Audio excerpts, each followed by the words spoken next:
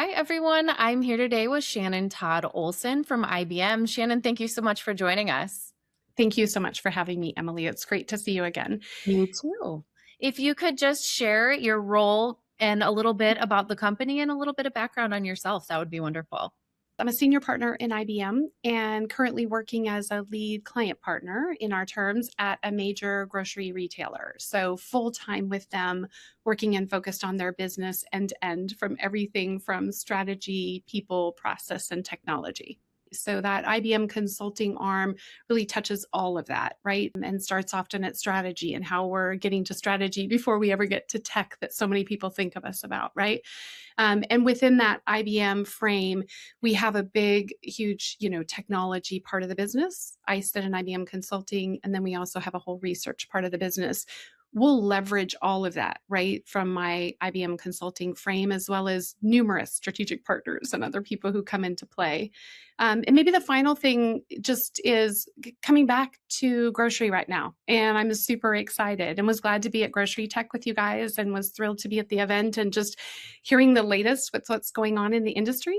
It's been a place where between my work with Costco for like 10 years and Fred Meyer through Ralph's and QFC mergers and acquisitions and all that process, just it's really nice to be back and with grocery, but man, has a lot changed, right? Like I've been working in some other industries and you always keep your eye on it, but it has been fun to see where things are at today and still what more we can do. There's definitely a lot to be done. For sure. Good. As grocers explore how to use AI, what are you seeing in terms of where the biggest opportunities are and how IBM is helping its clients move from experimenting to actually achieving value? Yeah, to getting there, it's tough, Mhm. right? We all know this with any uh, I consider this again both a people process and a technology shift at all levels, right?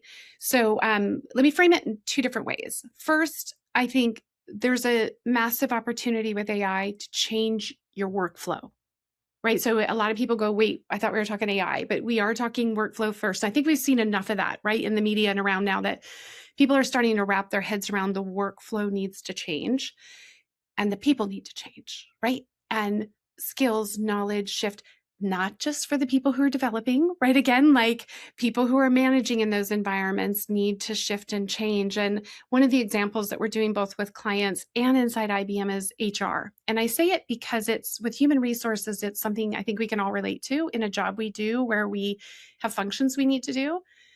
IBM has completely changed our flow and we interact with agents and our managers, but they have to redesign the flow because a lot of it just happens agentic and there's multiple agents connected.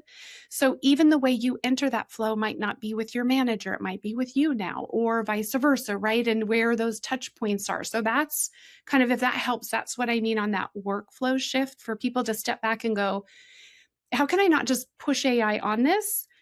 How can I change it? And then really take advantage of those capabilities within the governance and trust security that you want, right? And that you want to define.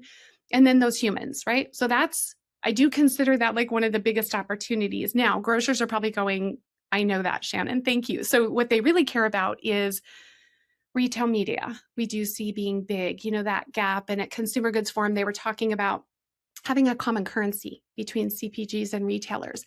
I think AI is starting to play a role in that and helping people get to better trust and better information that they can tie with better confidence in did that ad really affect that person, right? So I'm kind of diving into that one, but to give a sense of where that is.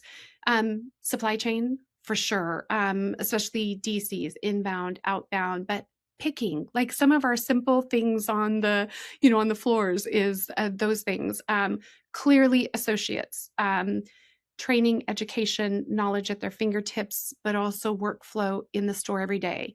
DCs and stores, I'd say in particular, are really high turnover areas. So the ability to train those folks, get them up to speed quickly on that continual cycle for retailers, I think is huge.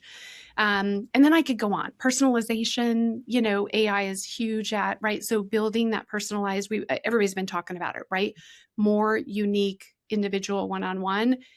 AI is ideal for that. You've got to have the data, but again, like the foundations of some of these things. But I think those areas, as well as when I touched on that HR function, kind of those back office core support functions that are similar, there's tremendous gains to be had there.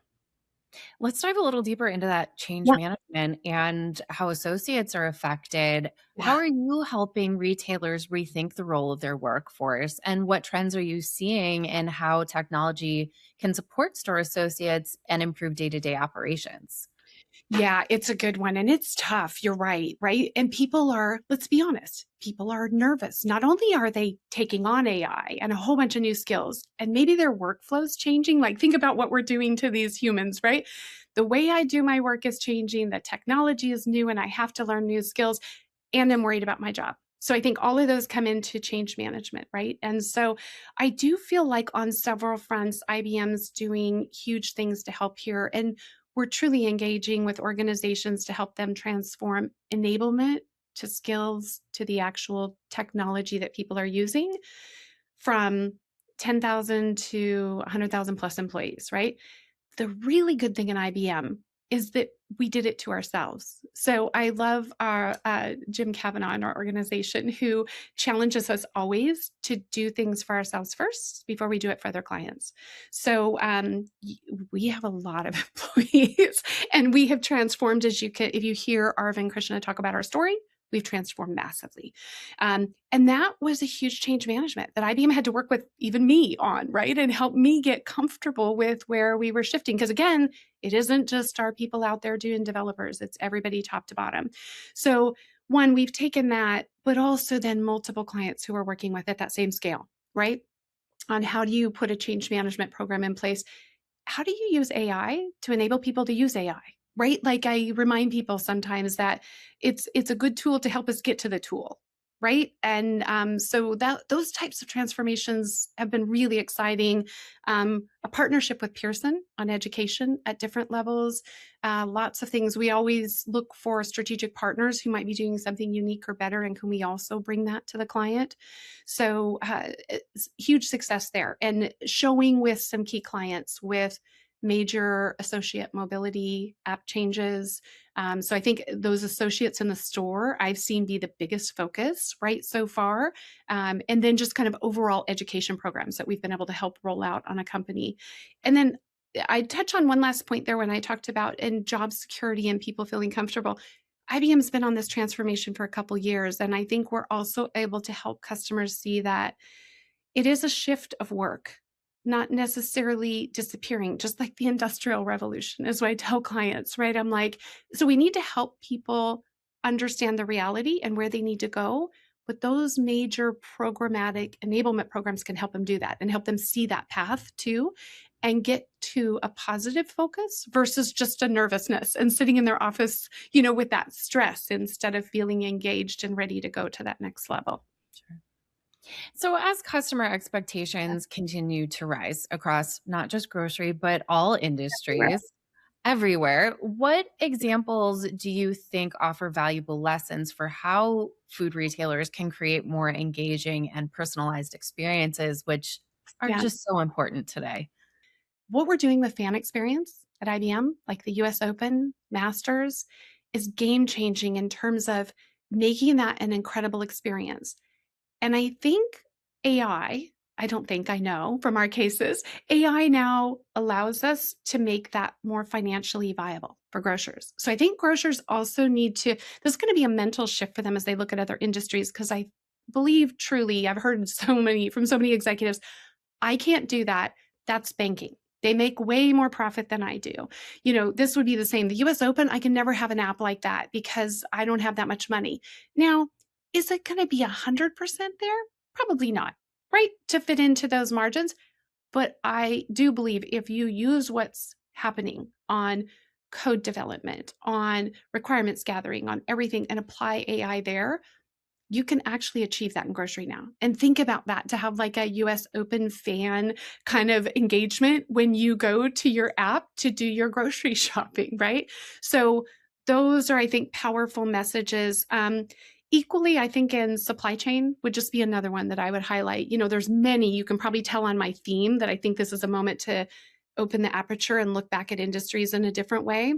But supply chain would be another, right?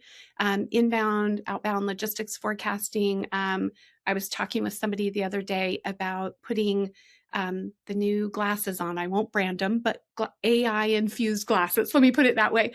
And being able to see how to pick and put on the pallet.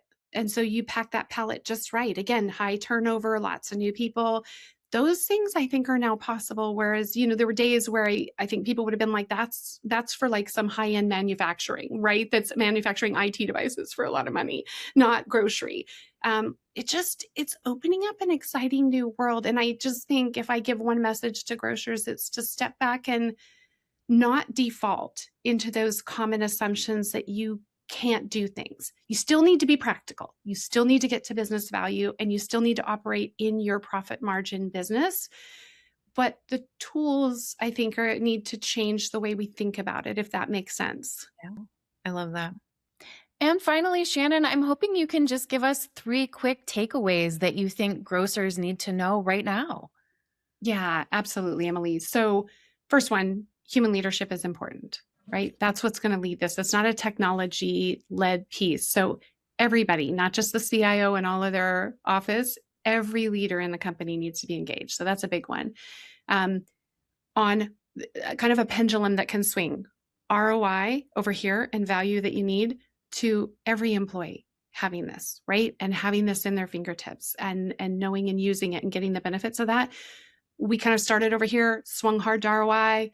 I'm worried that we need to just not come all the way back, but we got to keep ROI, but just come back a bit. So that's a big on keeping that balance in their business of enabling everyone on a game-changing shift in the world while they drive ROI. And then maybe the final one is speed versus trust and trust and responsibility, security, all of those things that lie in there. We do need to move fast. I hear people sometimes say, well, maybe we don't need to move fast. No, we do. But we need to move fast in the right areas and responsibly, or like anything, you can get yourself in trouble. So I think people building good frameworks for themselves, which IBM, of course, can help do, to say, how do I make those decisions quickly and make them correct, on where can I move fast? Where is that okay to go ahead? Where do I need to slow down and take a little more caution, like key things like pricing or some of those really sensitive topics where you can get in trouble, or for regulatory, those things versus simpler things that have high human touch. Those are maybe, there's so many themes, but those are the key 3 that I would touch on for everybody. Great. Thank you, Shannon, for all of your insights. And thank you so much for joining us. Yeah, thanks, Emily, for having me. I appreciate it, and hope to see you again at another one of you guys' events. Thank you.